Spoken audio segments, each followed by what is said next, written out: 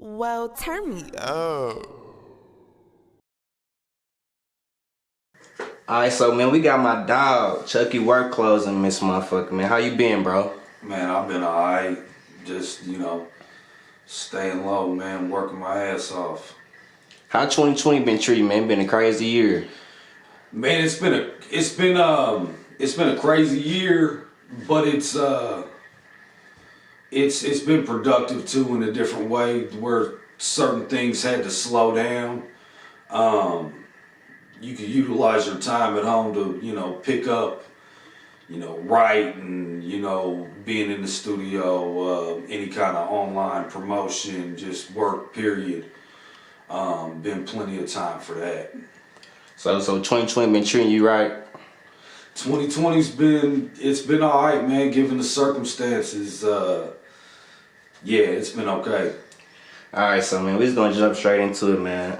Tell me why you become a recording artist. Well, man, we always been into rap. Ever since forever, you know what I mean? When I was in middle school, I had all the CDs, people, I was basically somebody that people came to hear about what's new going on with music. I always been into music. I want to say about 2006, one of my dudes came home from prison and he had a big old notebook of a bunch of material. And he was really good, man. And his name was Joey Southside. And basically him coming home with this book of raps inspired me to really start, writing my own raps and stuff like that. He inspired me with the shit that he had. We had been, me, him, and other people, we always played around with it, got drunk and would, freestyle and fuck with it. But when he came with just all that material and I seen it and I heard what he was doing, it definitely inspired me, man. Been doing it ever since then. So how long would you say you've been taking the music serious? Man, serious about it's gotta be, about 13 years. Since about that time, like I said, that was 2006. We probably started, that's when I started writing. We probably started recording our first stuff and passing it out around the neighborhood and shit like that. Yeah. Yep. Alright, so tell me where your artist name come from, Chucky WorkClothes. Man, well, when we first started, I was just Big Chuck. Chucky WorkClothes was like just a nickname. We was always record. We was going straight from the job to recording and stuff like that, and we would always say work clothes, and we would holler work clothes about anything that was put in work, like so I just made $100. All right, work clothes, you know what I mean? Playing 2K, get the rebound and dunk on somebody, say work clothes. So it just it's stuck. And I was saying Chucky WorkClothes in a lot of my raps and stuff like that. So yeah, when Joe was no longer doing music and I started doing solo stuff, it was Chucky WorkClothes from the beginning.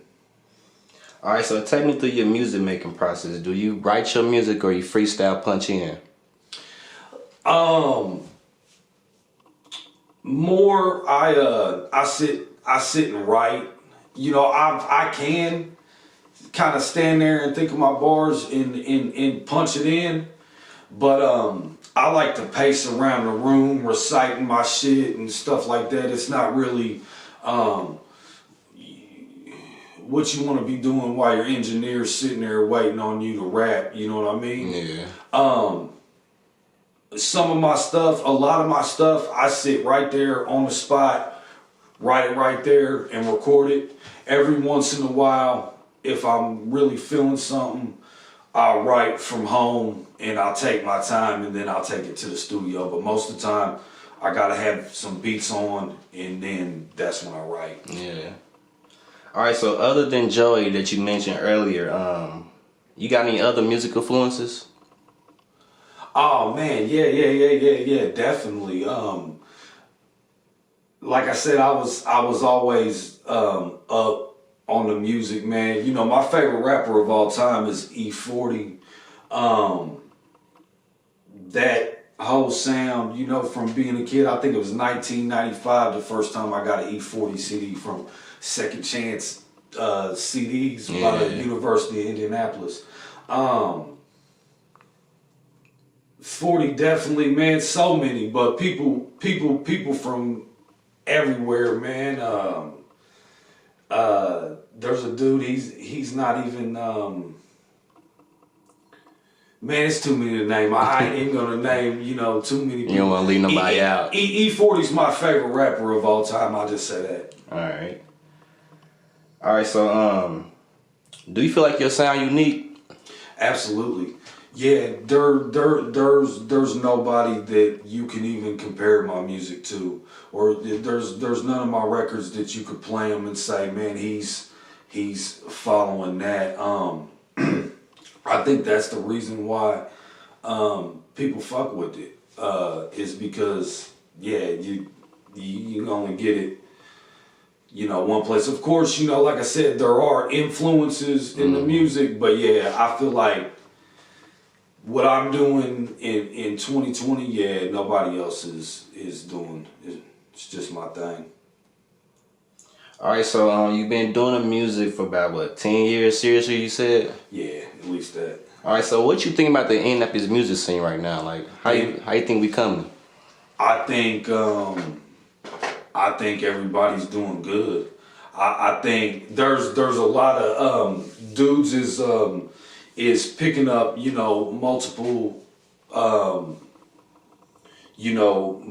gigs within the music, you know what I mean? So of course they're artists, you know what I mean? They're picking up the cameras, they're doing the podcast shows, they're throwing events, people got clothing lines, and people's really, really getting it to where they understand, to it's serious, survive, to make your music go. There's all these other hustles and avenues that inside the music that make your, you know, music go, and also it's the day where there's nothing wrong with having other things going on, and you're not just doing a rap. I feel like people used to look at it a little differently at another time.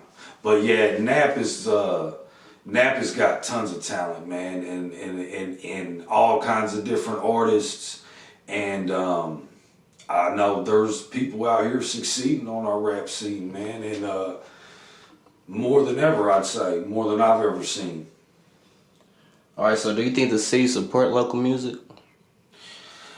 I think it's like every other city, man. I think everybody has their bases and stuff like that. I don't think Indianapolis is behind its music scene like some other cities, like how Houston and how the Bay Area and how different places get all the way behind it. But I feel like it has progressed. It's better than it was. Yeah, it definitely have, man. Yeah. All right, so overall, what's your music mean to you? If you had to sum it all up. Man, my music means, every time I do a record or like a CD or whatever, I want it represents a time period of my life. I feel like whatever I was talking about and whatever I was on at that time, whenever I listen to it or whoever listens to it, it's gonna paint the picture of what was going on in my life around that time, and, you know, take it to a place. So it means a lot to me. It's almost like leaving an autobiography in installments. Yep. You know what I mean? So yeah, it means a lot to me. Speaking of installments, man, we gotta talk about this Professor's work laboratory. Yeah, Professor Works Laboratory. Man, let's talk about that, man. I know you got like a lot of values, man. Yeah. Well, there's 5 volumes, and my dude Grime even did some slow down. It's not quite a chopped and screwed because he doesn't really chop it, but he slows them down, you know, and you know, some people like to listen to it. Some of them sound really good, but you know, some people like that thing. But there's 5 volumes, and that was like starting the Professor Work series was like after I went out to California and I was dealing with RBC and did my album Tax Season, and it didn't work out for me. I really wasn't where, you know, I needed to be to really go. So the Professor Work series was really me coming back, kind of figuring out that I don't need any outside producers, features, help, nothing. That series was me coming back like, okay, I tried it this way. I'm not really established enough for it to go like that. Let me get busy by myself and whatever. And it really, when I started making music that was, you know, I'd have other, you know, local artists or even regional artists, Indiana, Kentucky, you know, different places on there, but not what you know, not the big name features and stuff that I was going for. It's like, man, when I really started doing it like that is when it really started catching on. It's almost like people knew I was doing the music for the right reasons. That they could see that, you know, when that didn't pan out, I'm not gonna be one that just went away. No, that's when I really started coming back. So the Professor Works Laboratory was just me in the lab, and I did 5 volumes to it, and I think that's where I'm gonna leave it. It's gonna be, you know, 5 volumes. So you ain't gonna drop no more? Nah, I think 5 volumes to a series is good. Yeah. Because like how I was telling you, you know, I like for each one to paint a picture of my life. Okay, so coming into volume 1, Professor Work, I was feeling like I had things to prove.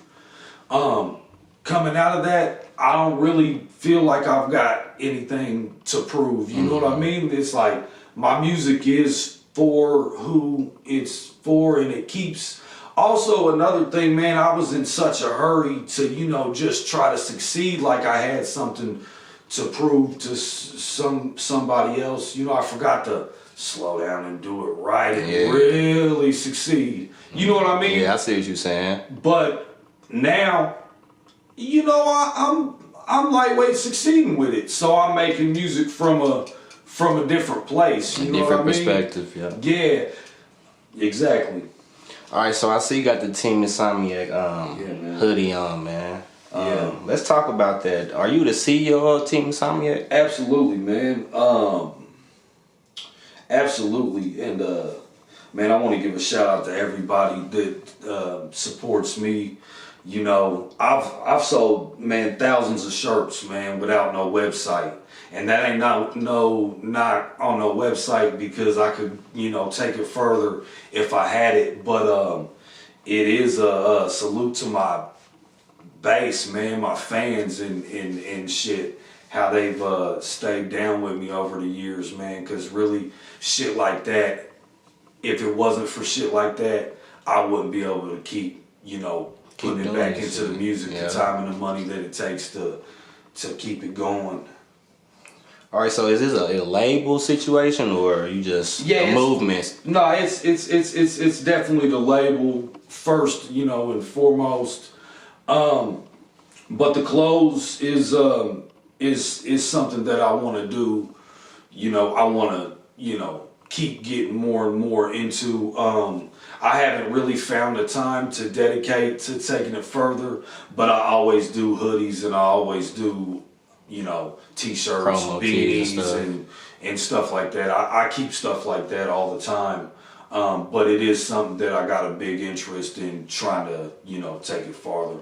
I'm looking at that right now. All right, so other than yourself, do you got any other artists under Team Insomniac? Yeah, I got my dude Grime. He's a dope artist.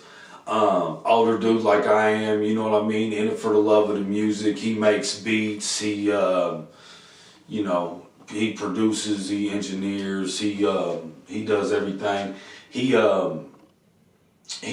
really the only one. right now. I'm kind of, I want to be, he's someone that I've known for forever. So as far as him being down with me, even being down with the label, that was no question. Yeah. I'm kind of being selective on, you know, who you mess who I with. want to bring in. I collaborate with the label out of Louisville called Shark Living Entertainment. Mm-hmm. The CEOs, the homie Jai and E the Turf Lord. They got a lot of artists, you know what I mean? So I get a lot of game from them just watching how their label's running. So I'm kind of sitting here, slowly but surely want to make sure I do it right. Yeah. Yeah. All right, so you do the music and you run the business at the same time. Like, what side of the music you like better? The business side of the music, or actually being an artist? Like, Not just doing the music, man. Yeah, like being an artist mode. Yeah, man. I wish I had the right people in the right places that I knew could just, you know, take care of everything for me, and I could just sit in the studio and listen to beats all day. But you know, a lot of stuff as artists we got to take care of, you know, on our own nowadays. But yeah, hopefully I'll get it to where I got somebody in position just to take care of everything, and all that shit will be an afterthought. Yep. All right. So where you actually record your music at? Man, I recorded Chop Shop. My dude, Chop. Shout out Chop, man. Shout out to Chop, man. I think I've done everything in the past probably 5 years there. I've probably done, 3-4 albums and maybe about 4 EPs over there. It's just not far from where I live. Me and Chop got a good chemistry, man. If it ain't broke, don't fix it. You know what I mean? Mm-hmm. Hey, I good, you know, vibe, relax, you know, with my pen, and everything just goes good. So yeah, that's where I go mostly. All right, so what you got planned next for us? Let's talk about what you got planned next. Man, well, you know, hopefully everything gets back to normal. I got a show January 30th next month down in Clarksville, Tennessee. We had a lot of nice shows in some nice cities set up before the COVID hit. So hopefully, you know, when everything smooths over, get, you know, those, you know, back in there. Like I said, the clothes and more, you know, just different things within the music, whether it be having my own studio, other things too, man. Like, you know, I own a few properties out in Nevada. I'm undecided on that, what I'm gonna do. I know I'm gonna live at one of them. The other one, I got some other ideas. And I want to get my own trucks. Yeah. I want a truck drive too, you know, and just a bunch of different things even outside of rap. Mm-hmm. Yeah. So on the rap side, you got anything coming, like dropping this year or? Yeah, 3 weeks. I got a 7-song EP. City Blocks and Truck Stops is what it's called. City Blocks and Truck Stops. And I've traveled a lot. You know what I mean? Just a lot. And it's just narrating that, also narrating me possibly transitioning, hopefully in the next few years, to being about out here probably half the time, in northern Nevada half the time. Mm-hmm. Yeah. So that's why you chose the name, because you traveled a lot, City Blocks and Truck Stops? It was just narrating, you know, what I've been doing. Yeah. Yeah, kind of, because, you know, I bought the first thing of land and was making some plans for it, and then the COVID hit. Mm-hmm. Then another one, you know, came out. I couldn't pass it up. It was a sweet deal, you know what I mean? Boom, grabbed it.